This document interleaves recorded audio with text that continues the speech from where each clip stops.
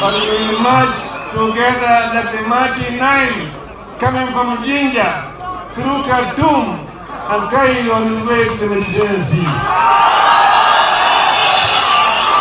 Serikali ambayo ipo uongozini ya Mheshimiwa Uhuru Kenyatta na Ruto, it cannot be custodian of our generation. Raila Amolo Odinga is the true representation of the common man in this country. Hivyo vijana, kama mnataka maendeleo, sisi sote tumpigie nani? Raila Amolo Odinga.